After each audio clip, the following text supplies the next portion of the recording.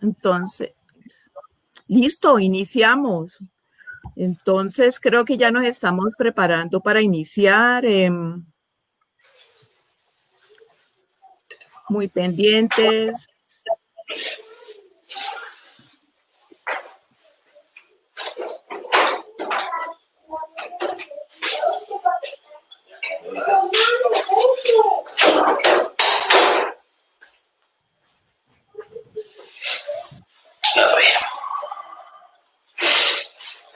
Bueno, ya estamos en vivo. Por favor, entonces, amigos y compañeros, por favor, guardemos un poco los ruidos de nuestros hogares.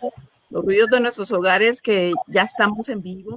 Queremos saludar en primera instancia pues a la gente que nos está escuchando en directo y si no, a la gente que nos va a escuchar después.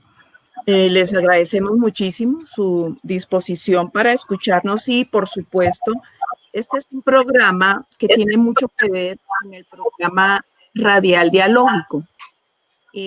Con todo este asunto, pues estamos haciendo estos Facebook Live para entrar en calor en un momento dado y poder entrar al programa. Creo yo que vamos a entrar en 15 días con el programa radial.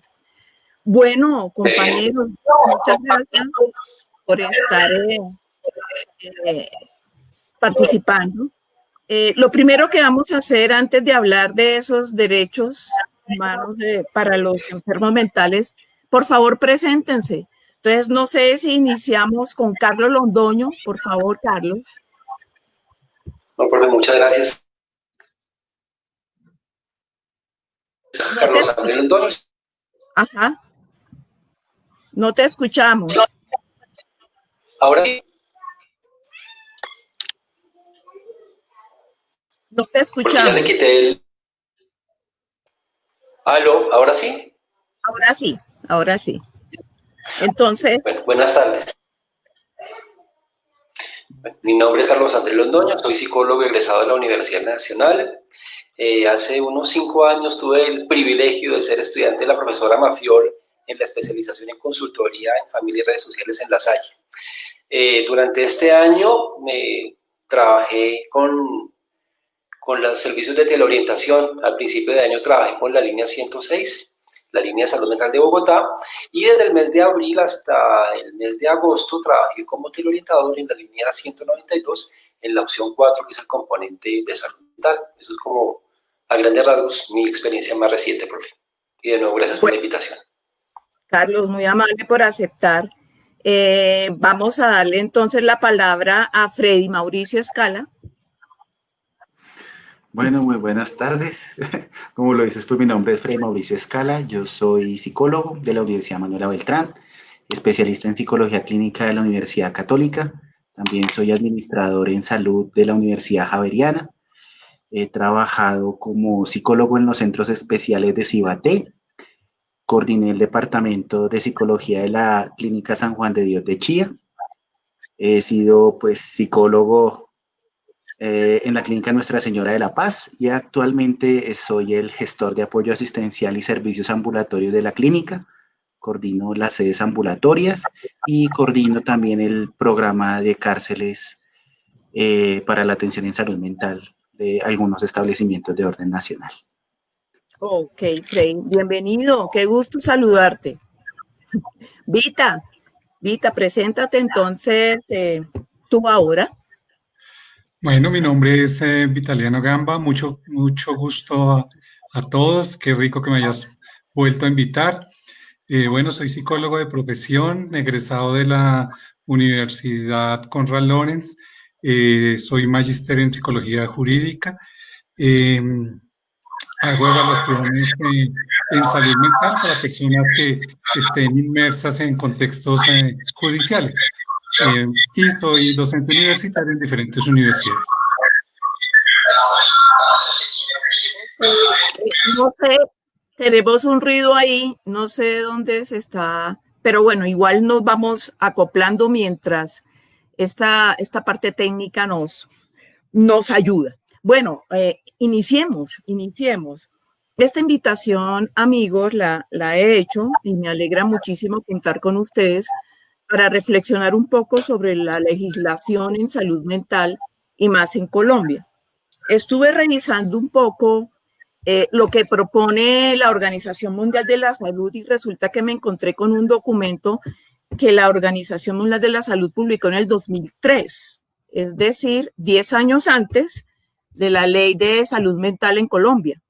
Y en ese momento, digamos que esta publicación estaba como muy unida al propósito de que los diferentes países que en ese momento no tenían legislación sobre salud mental, por favor lo hicieran. Más o menos era como la invitación que tenía. Y resulta que en ese momento, o sea, en el 2003, dice la Organización Mundial de la Salud, había como un 25% de países que no tenían legislación. Decía la Organización Mundial de la Salud en ese momento que era muy importante realizarlo y ojalá con algunos criterios que nosotros pudiéramos compartir con esos países que pertenecen a la Organización Mundial. En ese orden de ideas, decía, por ejemplo, que ellos les gustaría que ojalá se cumplieran algunos principios en esa futura legislación. Uno de ellos era, por ejemplo, voy a comentarles acá. Bueno, por ejemplo, condiciones fundamentales para una legislación sobre salud mental. Y decían que ellos sugerían el principio de la alternativa menos restrictiva. Decían también el trabajo sobre la confidencialidad, el consentimiento informado con ciertos elementos que ellos sugerían. Bien interesante el asunto. Y luego además decían que valdría la pena que nosotros tuviéramos en cuenta como este principio que ellos de manera literal decían de esta forma. Todas las personas con trastornos mentales tienen derecho a recibir atención y tratamiento de calidad a través de unos servicios adecuados de salud mental. Estas personas deberían, asimismo, estar protegidas frente a cualquier tipo de discriminación o tratamiento inhumano. Con esta pequeña introducción, quería pues invitarlos a ustedes a ir dando su opinión, contando su experiencia de cómo estamos en este asunto de la legislación de salud mental en Colombia, aunque nosotros estrenamos ley en el 2003, ¿cierto? La ley 1616. En ese orden de ideas, pues no sé cómo queramos que nos organicemos, ya el público nos dirá, no sé si ustedes levantan la mano y yo digo, listo, Carlos, ¿hablas tú? O porque creo que todos ustedes hablan bastante, les gusta conversar, entonces me dirán. Yo preferiría que hicieran así, yo digo, listo, dale. ¿Quién quiere iniciar? Carlos Londoño. Dale. Bueno, listo, comencemos. Es importante anotar que a pesar de que hay una ley muy bien diseñada, sí es claro que aún en el amplio público aún hay mucho desconocimiento acerca de la existencia de la norma, claro está, y sobre todo existe todavía muchísimo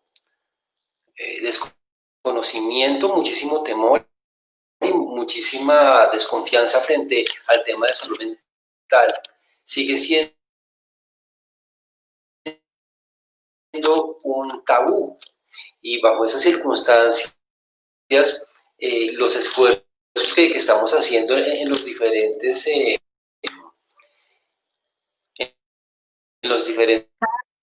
Carlos, perdónate, estados, en los diferentes niveles de la vida, aún se sigue comprenda que la salud mental, pues bien, requiere toda la atención que puede requerir. En ese temor. No te estamos escuchando bien, está como entrecortado. ¿Listo? Ya. En este momento, si quieres, revisa bien, porque has dicho unas cosas muy importantes. De lo que yo pude comprender es que aunque tenemos la ley, voy a parafrasear un poco lo que dijiste, que es muy importante, aunque tenemos la ley, hay mucho desconocimiento todavía, dices tú, en el público en general. También hay como no solo desconocimiento, sino también como esa percepción de temor, casi que un tabú con respecto a lo que significa la salud mental. Es lo que yo pude como recuperar un poco de lo que dijiste. Si quieres, revisa un poco allí. Bueno, no sé. Así es. Okay. Freddy, te escuchamos. Bueno, ¿qué conocemos? Digamos que tenemos unos aspectos muy importantes y es que la reglamentación se encuentra, o sea, existe una norma escrita, la cual tiene unas pequeñas características que intentaron adherirse al documento que tú indicaste sobre el reconocimiento de los derechos de estas personas y que cubra la mayoría de sus necesidades, específicamente lo que tiene que ver con la atención oportuna a los servicios de salud. Que digamos que si también lo relacionamos con la encuesta de salud mental, pues la brecha es importante y significativa. O sea que ya, a pesar de que está la ley, la norma, parcialmente reglamentada, porque digamos que se leí que existieron y se crearon una serie de comités, el comité para la salud mental, para la evaluación diagnóstica, se generaron una serie de comités y otras series de comités técnicos que permitieran hacer un seguimiento, unos observatorios de salud mental, observatorios de consumo de sustancias.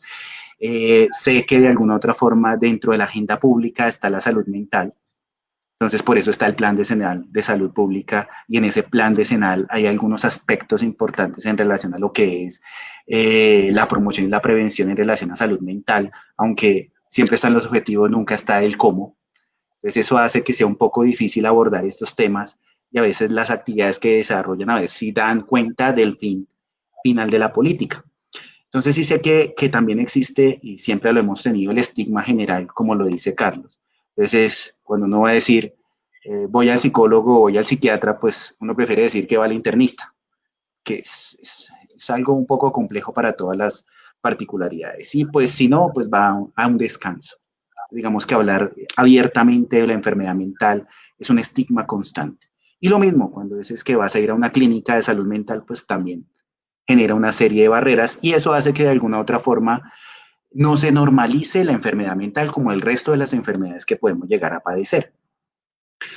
Esto también tiene que ver, pues, digamos, por nuestras características culturales, el miedo y obviamente tiene que ver mucho lo que es la televisión y el estigma que se ha mantenido alrededor de ello. Yo creo que la política intenta dar muestra de que existe esta realidad y que no la podemos negar y que hay que cambiarla de alguna u otra forma. Siempre las instituciones de salud mental han sido estigmatizadas por muchas de las situaciones inhumanas, los hospitalizan, los dejan allá, los amarran, los medican, parecen zombies, porque digamos que de alguna otra forma es lo que se ve dentro del ejercicio, aunque no profundizamos en ello por el temor mismo que tenemos sobre el tema. Entonces, no conocemos cuáles son los tratamientos, entonces todo el mundo toma opinión frente a ellos. Pues no se los tome porque eso le va a hacer daño, se va a volver adicto. Y toda esa serie de estereotipos, estigmas, hacen que posiblemente no nos podamos acercar a lo que realmente es la salud mental, en vez de hablar de enfermedad de la salud mental. Sí es importante saber que existe una agenda pública. De esto ya se está hablando, que es un gran inicio que posiblemente no esperamos ni tenemos los avances que esperamos que se cumplan en relación al acceso a los servicios, al cubrimiento, al acceso a última tecnología para ellos. Y también tiene que ver con la concepción también que se tiene sobre la enfermedad mental y el tratamiento que debe recibir. Porque digamos que también hablamos de los derechos de estos pacientes, pero también tendremos que identificar un poquito cuáles serían también las responsabilidades de ellos y de su red familiar frente a lo mismo. Que digamos que, lo digo, bueno, ok, perfecto. No nos cuentes todo, no nos cuentes Ok. todo todavía porque vamos en esta introducción. Muchas gracias, te escuchamos muy bien. Vita, iniciamos con este asunto. ¿Cómo ves tú el inicio y tu introducción? Activa el micrófono, por favor. Bueno, yo creo que, ¿me escuchan? Yo creo que fue un gran avance para Colombia la promulgación de la ley 1616. Eso, verdad que atrasó mucho lo que fue el sistema de salud, especialmente en temas de salud mental. Nosotros, los colombianos, tenemos muchos déficits, especialmente en temas de salud mental. Perdona, te interrumpo, Vita. Te se está oyendo un ruido y te tapa lo que tú quieres decir. No sé si quieras que ensayemos. Se oye un ruido debajo.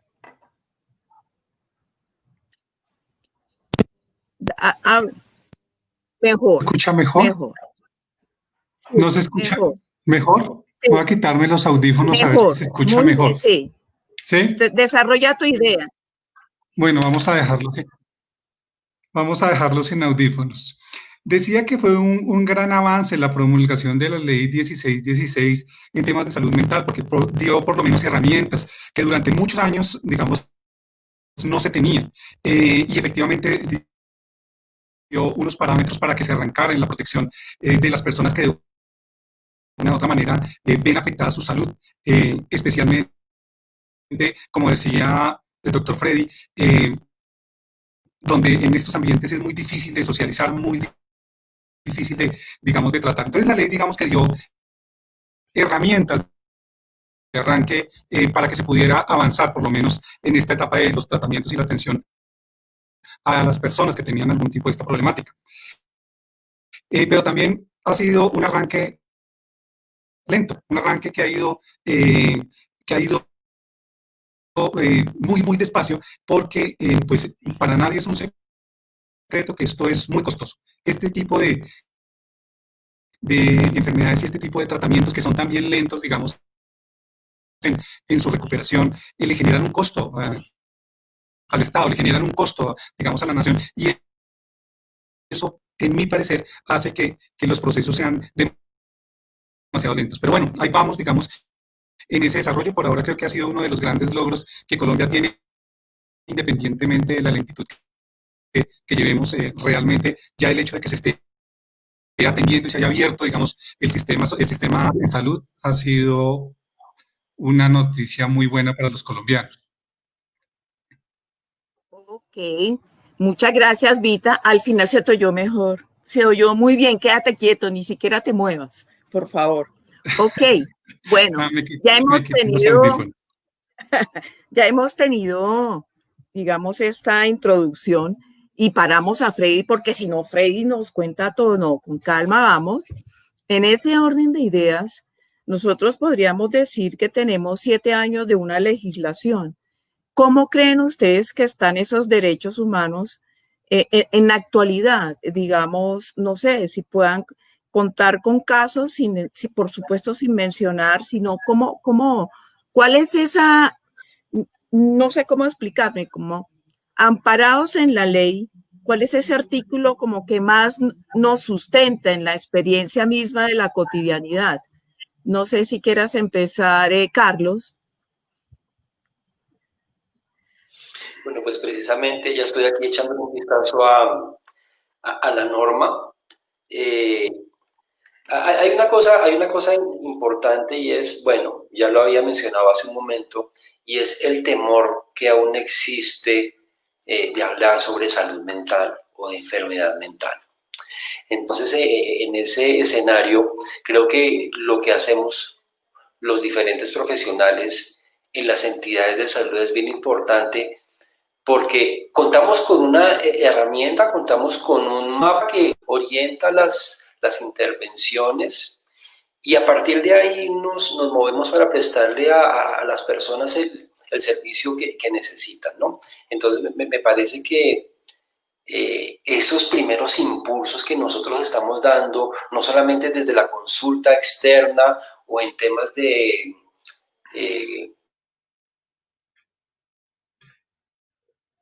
han ido trabajando en los temas de la orientación y las líneas de salud mental. Cómo nosotros, los mismos psicólogos, los psiquiatras, los trabajadores sociales también, desde su quehacer particular, están logrando materializar la ley, hacerla real a través de acciones muy concretas, las remisiones, las canalizaciones, y si me permiten, pues contar un poquito la experiencia en 192, escenario en donde en ese trabajo que hacíamos de atender las llamadas de las personas con temas de ansiedad, ideaciones suicidas, inmediatamente nosotros pues teníamos la facultad para hacer que las entidades de salud, las EAPB, las administradoras de los planes de beneficios, tomaran riendas, tomaran cartas en el asunto para que los pacientes, para que los consultantes recibieran la atención.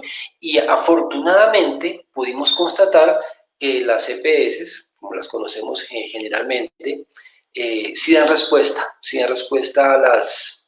a las solicitudes que hacíamos para que estas personas que en ese momento tenían una crisis pudieran pasar a un estadio o a un lugar en donde ya pudiera generarse un tratamiento. Entonces creo que más allá de que nosotros conozcamos la norma artículo por artículo, que sí es importante, no me voy a excusar, me parece que es mucho más valioso que sabemos que contamos con la herramienta, pero que también tenemos la posibilidad de ponerla a funcionar para las personas que la necesitan. Ok, Carlos, muchas gracias. Freddy, con esto que dice Carlos, digamos, como es ese ponerlo a funcionar, yo tenía una pregunta con respecto a tu experiencia y es, de esa norma, ¿qué es lo que más, cuál es el artículo de pronto que más se utiliza cuando, por ejemplo, estamos frente a una hospitalización, Freddy? ¿Listo? Porque, por ejemplo, llega una persona, digamos, en crisis, la trae algún familiar o alguna persona o un amigo. ¿Qué pasa ahí? ¿Qué pasa ahí de acuerdo a la legislación? Bueno, digamos que cuando llega un paciente del servicio de urgencias en la institución y pues en ese momento se encuentra un poco desconectado de la realidad, por no decir que llegan desconectados de la realidad. En ese momento, digamos, él recibe una valoración médica, debe realizarla un médico psiquiatra, que de alguna otra forma evalúa todas estas esferas, en la cual identifica pues la situación actual a través del examen mental.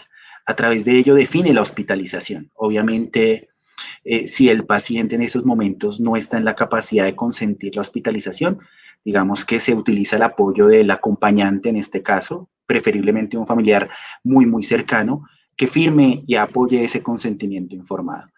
Obviamente, en algunos casos, los pacientes son los que deciden la hospitalización porque dicen que en ese momento no están en la capacidad de asumir muchas de las situaciones por las cuales están ocurriendo. Ellos mismos firman el consentimiento, pero siempre está, digamos, acompañado de un familiar, porque digamos que sí consideramos que es muy importante poder garantizar la opinión y el deseo del usuario.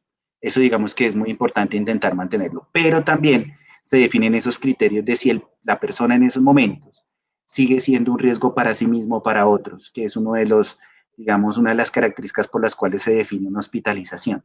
Entonces, digamos que el psiquiatra sí es muy cuidadoso en ello, porque la idea no es ir en contra de los deseos del usuario, porque digamos que eso genera un entorpecimiento terapéutico importante, y también porque pues se sentiría que se están vulnerando esos derechos de estos usuarios. Entonces, sí, digamos que se tiene que realizar una evaluación muy concienzuda con identificación de cada uno de esos signos y síntomas y si su capacidad de decisión se encuentra disminuida o no.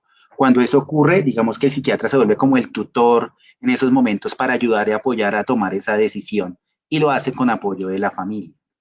Obviamente, si el paciente y la familia en su momento también decide que no desea hospitalizarse a pesar de que es la recomendación del médico que conoce la situación, pues se firmará el disentimiento de la hospitalización, obviamente comunicando todos esos riesgos en los cuales incurre el paciente y la familia por no tomar el tratamiento, en este caso la recomendación médica que sería la hospitalización. Entonces, digamos que sí, hay que ser supremamente cuidadosos al respecto. Yo tenía una pregunta y no sé, compañeros, también si tienen alguna pregunta entre nosotros. Freddy, ¿qué pasaría si es indispensable, según el juicio del psiquiatra y de la persona que está atendiendo en esa crisis, que es indispensable la hospitalización, pero el paciente no quiere. No Nos sé apoyamos, con el familiar, porque digamos va que en ese solo, momento, señora, si va solo o acompañado por alguien que no es familiar. buscamos el apoyo, lo Ah, ok, buscamos. O ok. sea, digamos, el servicio de hospitalización busca un familiar, busca el acudiente, nos comunicamos con las EPS donde tienen los datos de los pacientes, intentamos buscar a alguien que se acerque a la institución para, en caso de que también el familiar quiera retirarlo, él firme el consentimiento. O sea, digamos que cuando eso y cuando es un menor de edad, a veces buscamos el apoyo de Policía de Infancia y Adolescencia y informamos el caso a la comisaría de familia indicando la necesidad. Obviamente ya se toman todas las directrices y existen unos protocolos para evitar violar los derechos de los pacientes. Ok, Freddy, muchas gracias. Vitaliano. Bueno, el doctor Freddy tocó algo muy, muy importante y es el tema de la hospitalización. Yo me voy a ir al otro lado. Cuando el tema de salud mental no es de hospitalización, cuando el tema de salud mental forma parte del cotidiano de la vida, digamos, de la persona. Y ahí concretamente estoy hablando de estos ambientes forenses donde a uno lo contratan, por ejemplo, para evaluar personas eh, porque le aplicaron una sanción de tránsito, entonces tiene una multa de 40, de 50 millones de pesos. Y entonces entra, digamos, uno a evaluar estas personas y se da cuenta, por ejemplo, que tiene una fobia social, que producto de esa fobia social tiene, digamos, unas consecuencias grandes, digamos, ahí en ese proceso. Y obviamente, al tener un proceso con esa autoridad administrativa, pues va a tener también unas consecuencias o unos impactos sobre su salud. Me parece que la ley, a pesar de hablar de ese consentimiento informado, se tiene que articular también con ese secreto profesional, por ejemplo, en estos ambientes, donde básicamente ahí tendríamos que romper todo ese secreto profesional del tema de la evaluación, porque finalmente esto va más allá, va a subir hacia los estados y es donde tenemos que explicar las incidencias de ese trastorno de la persona. Entonces, digamos que ahí, en esos instantes, creo que la ley se queda un poco corta y debería ser un poco más complementaria, especialmente en estos ambientes jurídicos donde después, repito, se traslapa ese consentimiento informado con ese secreto profesional que no se puede mantener en estos procesos que nosotros estamos evaluando. Ok, Vita, bueno, lástima que se estoy entrecortado, pero te escuchamos. Ahora bien, nos metimos en el cuento tremendo de la confidencialidad y del secreto, ¿cierto? Que es una cosa, no sé, a veces es como indescifrable, a veces inabordable, pero igual está regulada.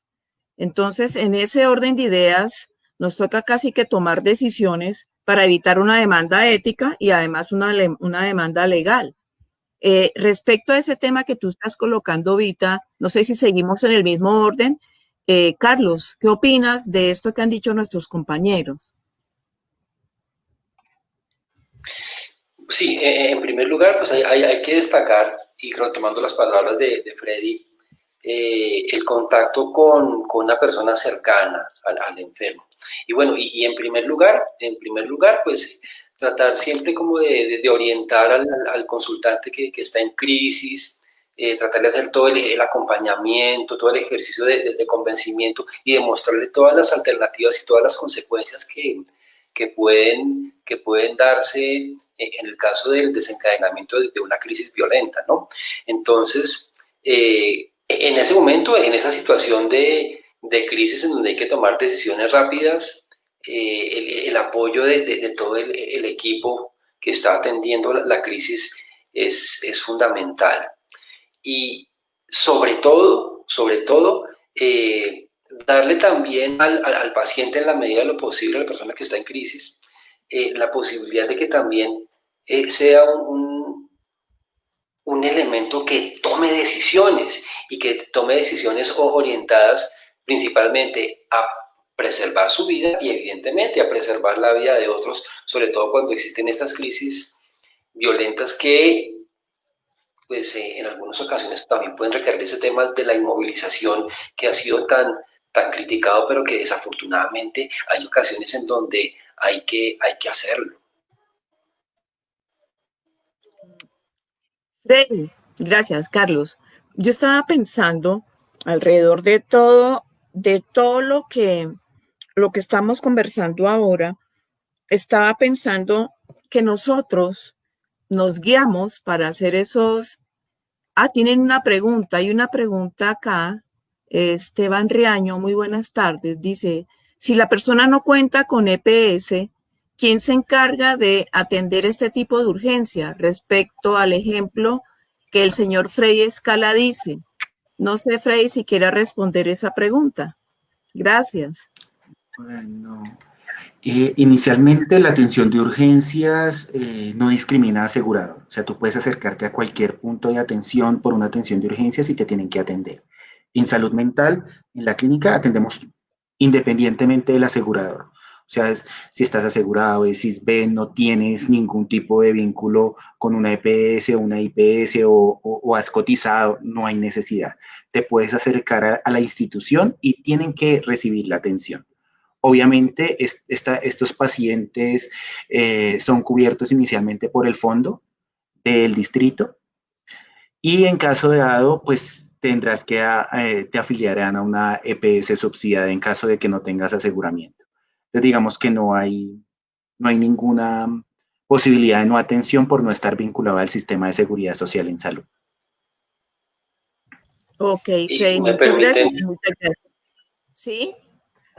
Carlos. Hay una cosa y es que desafortunadamente a veces se presentan esas barreras de acceso al servicio, quizás por desconocimiento de algunas personas que están ahí en la primera línea, que pues desafortunadamente de pronto no tienen el entrenamiento completo, el entrenamiento necesario para poder garantizar que los servicios se puedan prestar. Es un tema de temor y desafortunadamente hemos podido evidenciar casos en donde desafortunadamente los visitantes que no tendrían por qué hacer eso son esa primera barrera que impiden que esos pacientes que están en una crisis y que necesitan una atención inmediata y quizás una medicación no puedan hacer.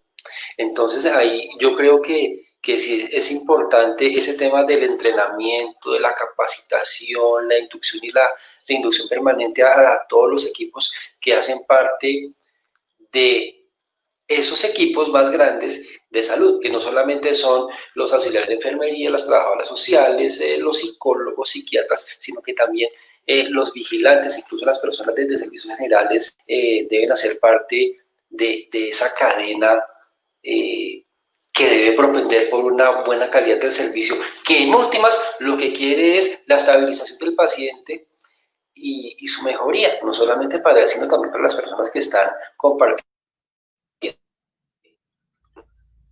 Okay, muchas gracias, Carlos, por desarrollar un poco más la idea. Yo tenía una pregunta acá a propósito de lo que estamos conversando. ¿Qué pasa si el paciente que tiene derecho a rechazar el tratamiento lo hace? ¿Qué pasa ahí, Evita? ¿Qué crees tú? Bueno, acordémonos que en psicología, cuando el paciente no quiere recibir un tratamiento, pues nosotros no podemos, digamos, obligar a ese paciente a que reciba ese tratamiento. En ambientes psiquiátricos, ahí Freddy creo que nos puede aclarar un poco más, porque en ambientes psiquiátricos sí se me escapa, digamos, ese conocimiento, pero en los ambientes jurídicos donde yo estoy, si un paciente se rehúsa, por ejemplo, a realizar algún tipo de evaluación, a realizar algún tipo de tratamiento, inmediatamente quedamos bloqueados, porque él, digamos que está en todo su derecho y nosotros estamos también debemos respetar esa decisión que tiene el paciente. Pero ya en pacientes psiquiátricos, sí, Freddy, creo que me ayude un poquito, por favor, porque ahí sí no conozco.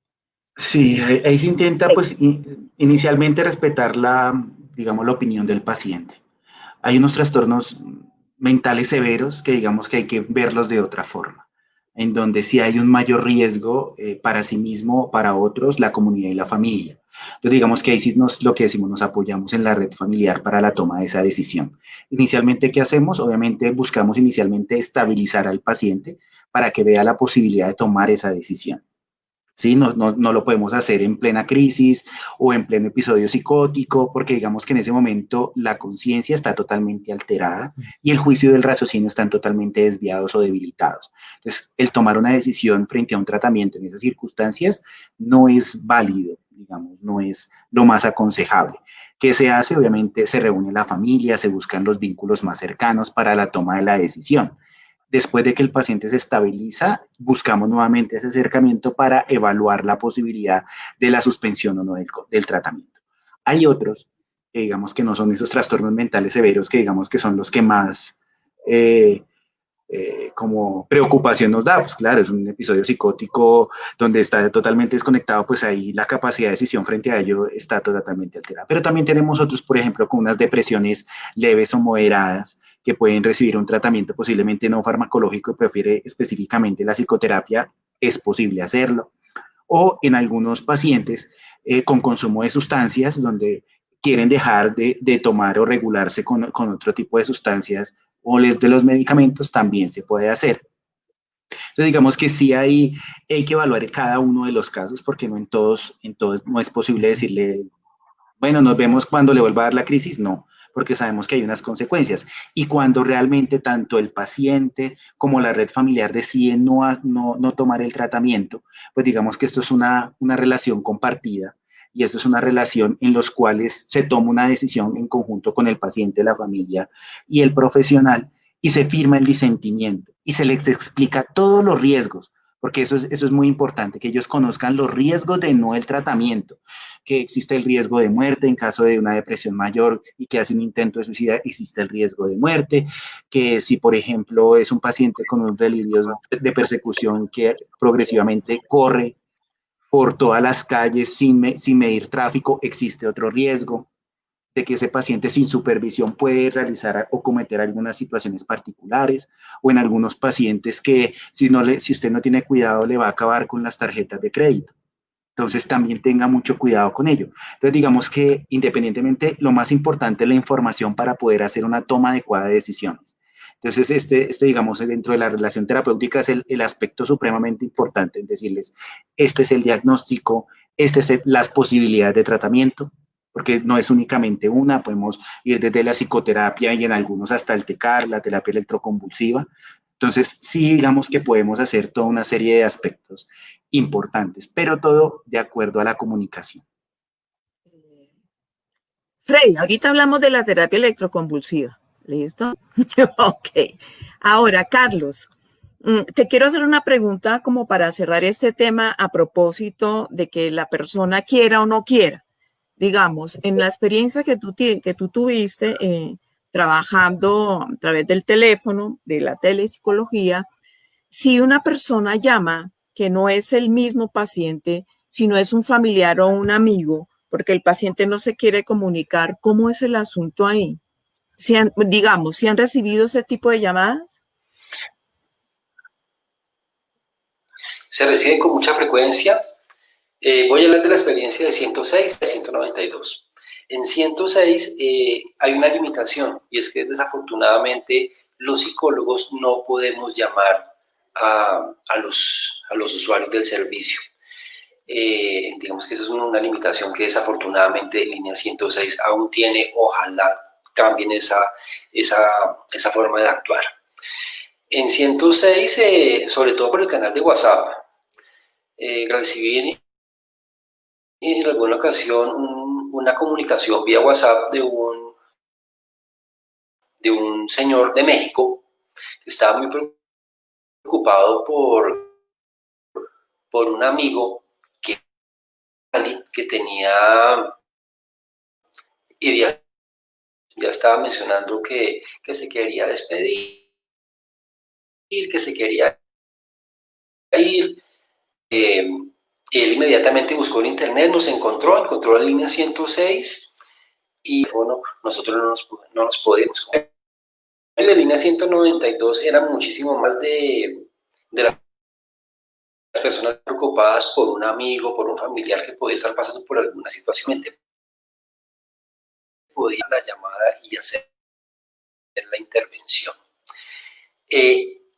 Afortunadamente, la gran mayoría de los usuarios sí aceptan la atención.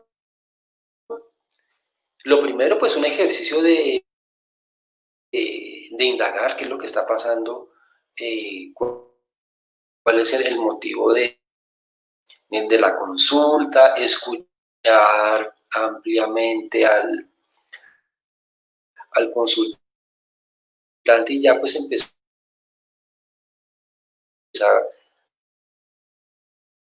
todas las Carlos, guarda tu idea ahí para que la digas al final, porque estamos que existen para que la persona pueda también tomar las decisiones y ejecutar las acciones más necesarias. Lástima, no se escucha muy bien, señora, pero bueno, alcanzamos a escuchar algunos elementos allí con respecto a que ustedes no pueden hacer ese seguimiento de búsqueda de gente, ¿cierto? No podrían, es otro elemento allí que valdría la pena como también revisar, como esa experiencia que tiene uno como psicólogo en esa telepsicología. Sí.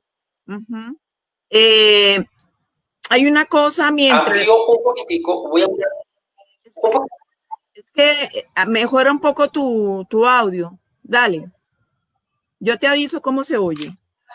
No, lo que quiero expresar es que 106 efectivamente recibe las llamadas de los usuarios, hace las intervenciones, las canalizaciones, si es necesario, la activación de rutas. 192, hay unos operadores que recibían la llamada inicial, tomaban el dato y después enviaban un mensaje al supervisor de turno para que él redirigiera la comunicación a los orientadores de turno. Nosotros hacíamos la devolución de la llamada inicialmente a la persona que llamaba, bueno, cuéntame, ¿qué fue lo que pasó? ¿A quién tenemos que llamar? E inmediatamente llamábamos a la persona que necesitaba la atención. Esa era digamos, como la diferencia grande que había en ese momento entre 106 y 192. Ok, y se te oyó muy bien, menos mal, me alegra. Ok, Freddy, esa terapia electroconvulsiva se supone, si uno revisa la historia de la psicología clínica, ¿cierto? Ni siquiera hablemos de la antigua, desde la Edad Media hasta ahora, con todo el proceso de la antipsiquiatría, etcétera, ¿cómo es que persiste esa terapia electroconvulsiva? Que no es, por supuesto, realizada por psicólogos, sino que está. O sea, es una pregunta que todavía nos hacemos nosotros. Por la eficacia. Tiene evidencia y eficacia. Digamos, no es para todos, no es el primero, tú llegaste, el terapia electroconvulsiva, no. Son las últimas opciones de manejo y digamos, de intervención terapéutica, cuando a pesar de los procesos psicoterapéuticos, la activación de redes, las otras especialidades o el trabajo interdisciplinario, los medicamentos, últimas generaciones, medicamentos costosos, de alto costo, bajo costo, cubiertos por el POS, no cubiertos por el POS. Es una de las últimas estrategias para la atención de algunas de las patologías que tenemos. Entonces, sí digamos, es la última opción de tratamiento en algunos pacientes. Como tiene eficacia, o sea, después de su aplicación y presenta mejoría, pues digamos que aún se sigue desarrollando. Obviamente no es igual que como se hacía anteriormente. Obviamente ya es una terapia, por eso se llama TECAR, terapia electroconvulsiva con anestesia y relajación, o sea, entonces ya no son esos episodios bruscos con todos lo que veíamos en ocasiones en las películas. En este momento, pues obviamente lo hace un equipo médico profesional, lo hace un anestesiólogo, con un psiquiatra, con un equipo de enfermería lo hace como en un espacio de tipo quirófano, donde se hace todo este procedimiento, donde se aplica el TECAR, se produce el evento convulsivo, se monitorea, se hace la revisión y el paciente nuevamente responde. Entonces, digamos que sí se ha cambiado muchísimo esa percepción en algún momento que se tenía de verlos cómo se movían en esas camillas de forma indiscriminada, y ahorita se hace de una forma mucho más humana, con un equipo profesional adecuado y obviamente con los equipos y tecnología de avance. Freddy, yo estaba pensando, dale Vita, antes de que yo hable, te escuchamos. Activa el micrófono, dale. Qué pena, me parece muy interesante lo que estás diciendo. Yo sí quiero preguntarte, ¿quién determina ese tipo de terapia? Eh, y en el paciente, ¿quién se encarga o cómo se encargan de darle la información o es el paciente el que toma, digamos, esa decisión? Fíjate que me parece, bueno, por lo menos en mí es nuevo lo que estás diciendo, me parece muy, muy interesante, pero más interesante por lo que acabas de explicar en el tema de que al paciente lo duermen, que todo, digamos, es controlado, que el paciente no está sufriendo. Eso me parece muy, muy interesante. Pero cuéntame un poquito, otra vez volvemos a ese consentimiento y a esa autorización, y qué tanto interviene el paciente pues en el ambiente. El paciente siempre tiene que estar presente en estos momentos, o sea, indudablemente, a pesar de la afectación, el paciente puede tener esos episodios intercríticos en los cuales puede llegar a tomar decisiones, pero también lo mismo nos apoyamos con la familia, pero digamos que lo que les digo, este proceso se hace es cuando ya se eliminaron todas las posibilidades de tratamiento existentes, ¿sí? No es la primera opción de tratamiento. Y se les explica igual. Hay un consentimiento informado, se les explica a la familia, se les indica por qué se llega a esa decisión, se hacen juntas médicas en ocasiones para el tratamiento de estos mismos pacientes. En ocasiones, si los casos son muy, muy complejos, van a los comités de ética de la institución.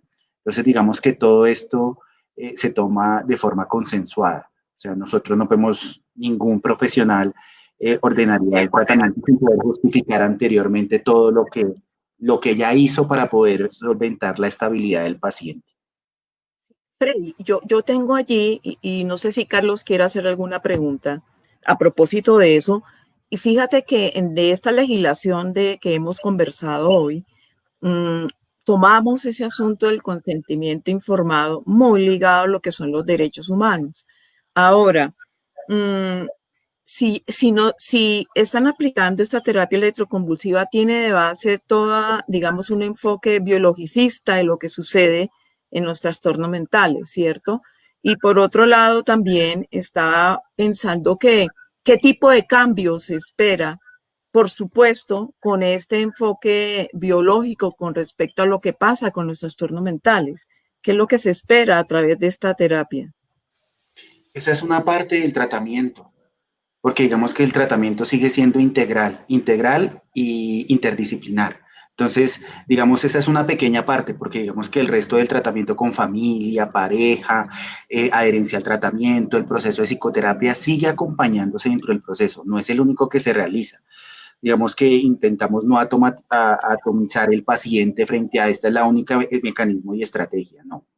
Digamos que se sigue haciendo toda la intervención desde las múltiples áreas, desde terapia ocupacional, trabajo social, psiquiatría, psicología, digamos que siguen actuando a pesar de que esa es una de las estrategias para lograr la estabilidad del paciente.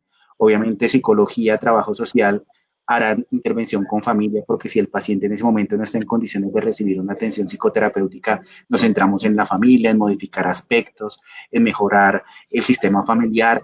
Pues digamos que sí se hacen otra serie de cosas paralela a esa intervención. Carlos, no sé si tú quisieras comentar algo. Sí, ahí hay una cosa importante y es que a veces algunos profesionales de la salud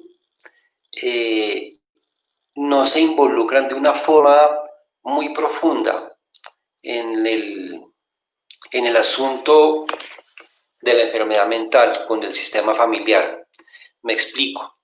a veces muchos profesionales de la salud tendemos más a ser profesores, por utilizar esa expresión, y le enseñamos a la familia qué tiene que hacer. Y no nos involucramos de una forma mucho más profunda en el sentido de ser ese profesional entrenado que tiene plena capacidad para acompañar, no a dar consejos, ni a dar recomendaciones, ni a dar un checklist de actividades que deben o no hacerse con el paciente y con la familia, sino que sea una persona que efectivamente se engrane de una forma mucho más fuerte con la familia para poder ayudar, para poder seguir acompañando de una forma mucho más efectiva. ¿Por qué? Porque desafortunadamente en ocasiones simplemente los dejamos con las indicaciones, indicaciones que a veces se comprenden poco, se dictan incompletas, y eso también hace que esa falta de información termine generando unas desinformaciones en la familia, unas malinterpretaciones de la realidad que pueden terminar generando más perjuicios que beneficios al paciente y a su familia. Ok, Carlos, Vitaliano y Freddy, yo me estaba preguntando también si efectivamente a veces estas psicoterapias que están amparadas con una legislación, no sé si se aceptan todas o si hay una tendencia, efectivamente, estoy hablando netamente a nivel de psicología, porque yo entiendo que la medicina también tiene su propio, digamos, marco y piso epistemológico muy biológico a propósito de eso. Entonces, toda su carrera está precisamente en conocer ese cuerpo humano como ente biológico que es, ¿cierto? Pero en psicología nosotros tenemos otras diferencias. Entonces, en ese orden de ideas, como para ir construyendo hasta las 6 de la tarde un cierre de esto que hemos conversado, y ya nos dimos cuenta que no nos va a alcanzar, que nos vamos a despedir a las 6, pero bueno, ahí vamos. ¿Cómo podemos ir como haciendo ese cierre, conectando con eso, conectando con esas maneras que tenemos desde la psicología de apreciar algo que sucede en un sujeto? No sé si Vitaliano. Iniciamos contigo, Vita.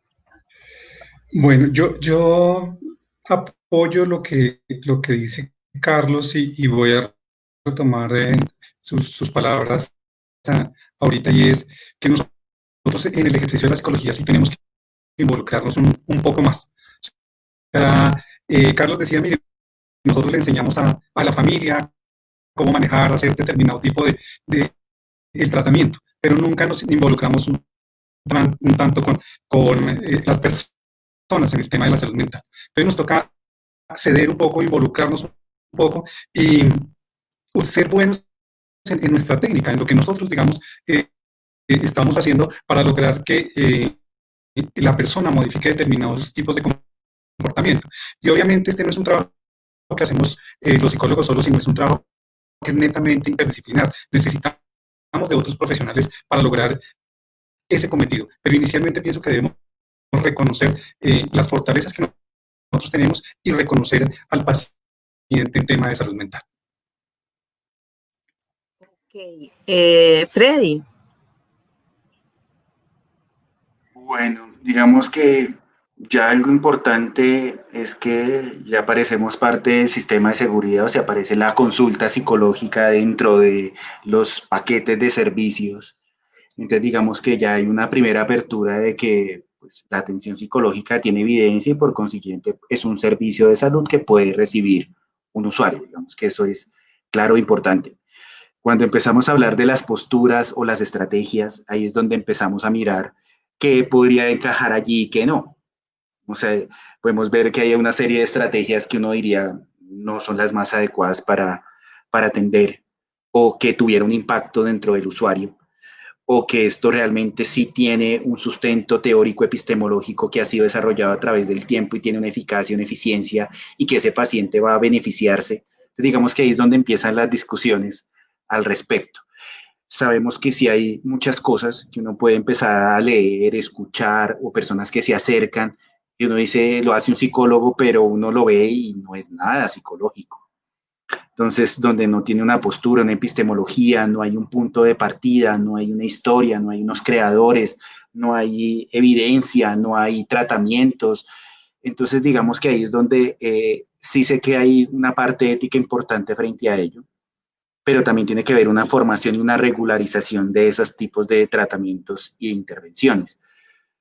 Nosotros en la institución hay algunos pacientes y digamos tenemos distintos estilos de profesionales. Tenemos profesionales que hacen terapia cognitivo-comportamental, tenemos terapeutas sistémicos, tenemos terapeutas con posturas psicodinámicas, tenemos profesionales que hacen psicoterapia psicoanalítica, otros que hacen psicoanálisis dentro de la institución, y todas estas están conjugadas de acuerdo a las necesidades del usuario. Se escucha un poco raro, pero sí. Entonces, digamos que hay algunos que, dependiendo del tipo de patología, o en este caso etiqueta que a veces le colocamos a los pacientes, ese es el tratamiento que más requiere y el que más eficiencia, y ese lo sigue. Hay otros que buscan otro tipo de intervenciones más con familia para regularizar, entonces se van organizando de acuerdo a la particularidad y necesidad del usuario. Nosotros no hacemos coach, nosotros no hacemos otro tipo de intervenciones en las cuales digamos, no podemos hacer las partes del sistema inicialmente, pues por lo que no se encuentran reguladas y porque la evidencia no es la más profunda al respecto. Digamos que en ocasiones somos un poco más tradicionalistas, buscando lo más eficiente para el usuario de acuerdo a las posturas epistemológicas que encontramos.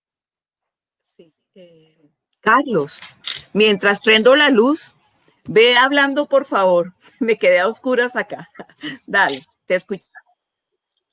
Importantísimo, importantísimo reconocer que nuestra profesión es una profesión que tiene muchísimas formas con las cuales se pone al servicio de los demás. Y qué bueno que Freddy nos esté diciendo que todas las intervenciones y todos los enfoques se están poniendo al servicio de necesidades muy puntuales.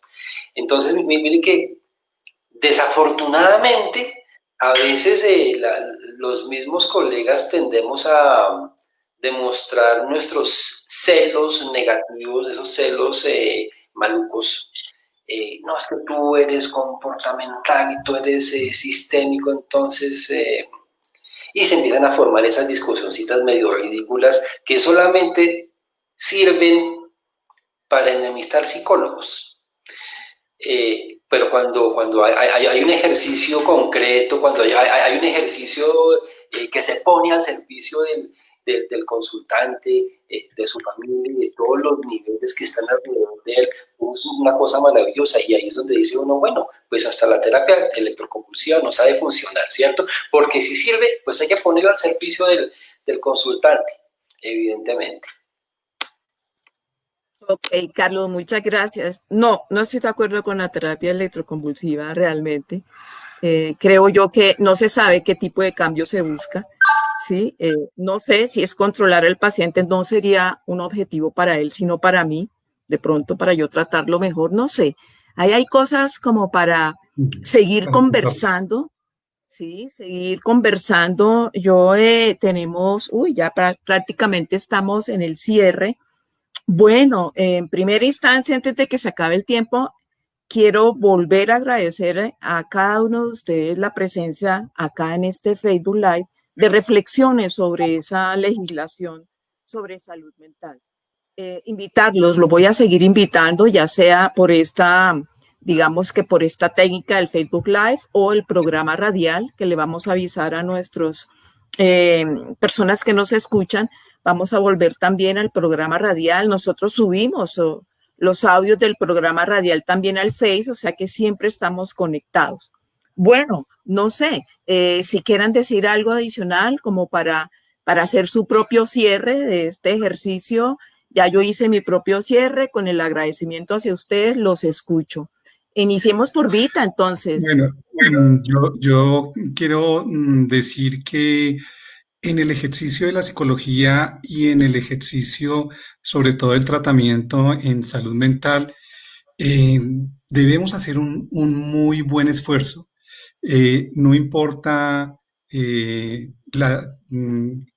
la directriz, digamos, que tengamos nosotros o esos lineamientos respecto a nuestros pacientes, sino que debemos dar lo mejor, el conocimiento científico que nosotros hemos desarrollado, lo mejor de la técnica, lo mejor del tratamiento, de tal forma que nosotros sí logremos llegar a ese paciente y de alguna u otra forma mejorar esa calidad de vida. Creo que es un reto en el ejercicio de la psicología independiente de la postura que cada uno de nosotros haya estudiado. Aquí lo que debe primar es la persona.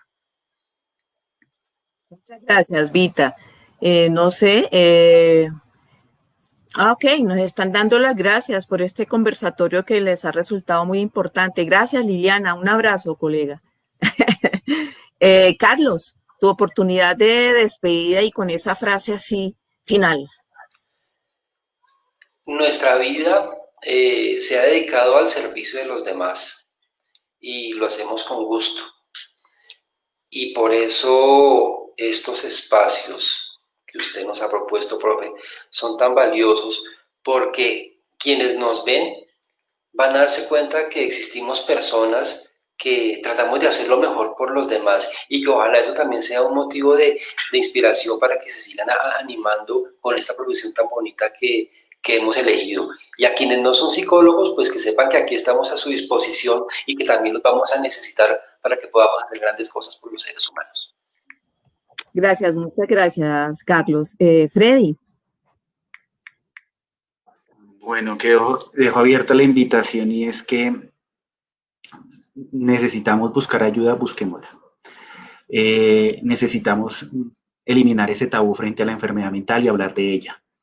Que no es la persona que tenemos que tener escondida 25 años en casa, de que se pueden desarrollar, que independientemente del tipo de enfermedad, diagnóstico, tratamiento, son personas que requieren atención y un seguimiento. Y que muchas instituciones están en disposición y muchos profesionales también están en disposición de atenderles.